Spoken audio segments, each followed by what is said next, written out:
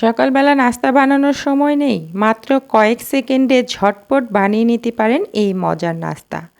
প্রথমে আমি এখানে একটা বাটির মধ্যে হাফ কাপ ময়দা নিয়ে নিয়েছি। এরপর 2টা মিডিয়াম সাইজের পেঁয়াজ কুচি করে কেটে দিয়েছি। এখন দিয়ে দিয়েছি কাঁচামরিচ কুচি। তো ঝালটা নিজেদের পছন্দ অনুযায়ী দিতে হবে। এরপর দিয়ে দিলাম স্বাদ মতো লবণ। এখন এখানে বেশ কিছুটা ধনিয়া পাতা কুচি দিয়ে দিচ্ছি একটা ডিম।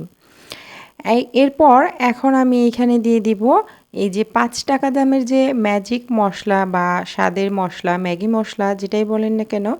তো এইখান থেকে আমি কিছুটা পরিমাণ মশলা দিয়ে দিয়েছি। এরপর পরিমাণ মতো পানি দিয়ে খুব ভালো করে মিশিয়ে নিচ্ছি। পানিটা একবারে না দিয়ে অল্প অল্প করে দেওয়াটাই ভালো। তো আমি অল্প অল্প করে পানি দিয়ে একটা ব্যাটার তৈরি করে নিচ্ছি। তো অনেক সময় দেখা যায় সকালবেলা কি নাস্তা তৈরি করব সেটা নিয়ে চিন্তায় থাকা হয়। তো এইভাবে করে ঝটপট এই নাস্তাটা তৈরি করতে পারেন। এটা খেতেও মজার আর অনেকটা স্বাস্থ্যকর হয়। প্রথমে আমি চুলায় কড়াই বসিয়ে দিয়ে গরম করে নিয়েছি। এরপরে হচ্ছে এই যে কিছুটা ব্যাটার দিয়ে এইভাবে করে ছড়িয়ে দিয়েছি। এখন চাইলে এমনিতেও এটা তৈরি করতে পারেন অথবা ঢাকনা দিয়ে কয়েক সেকেন্ডের জন্য ঢেকে দিতে পারেন।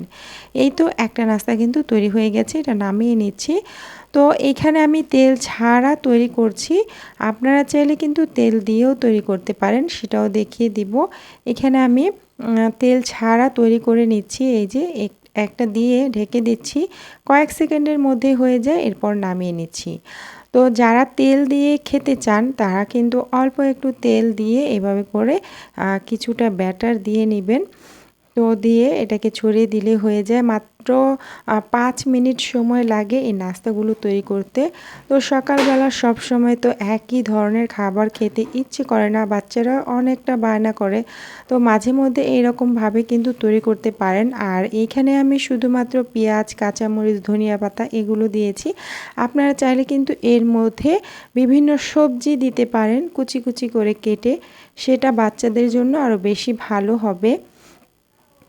যাই হোক, আমি একে একে ভেজে নিচ্ছি। এই যে কিছুটা তেল দিয়ে এভাবে করে ভেজে নিচ্ছি। তো এগুলো ভাজা হওয়ার পর নামিয়ে এগুলোকে এমনিতেও পরিবেশন করা যায়, অথবা একটু টমেটো সস অথবা যে কোনো চাটনি দিয়ে পরিবেশন করতে পারেন, অথবা যে কোনো তরকারি দিয়েও কিন্তু এই নাস্তাগুলো খেতে অনেক মজার হয়।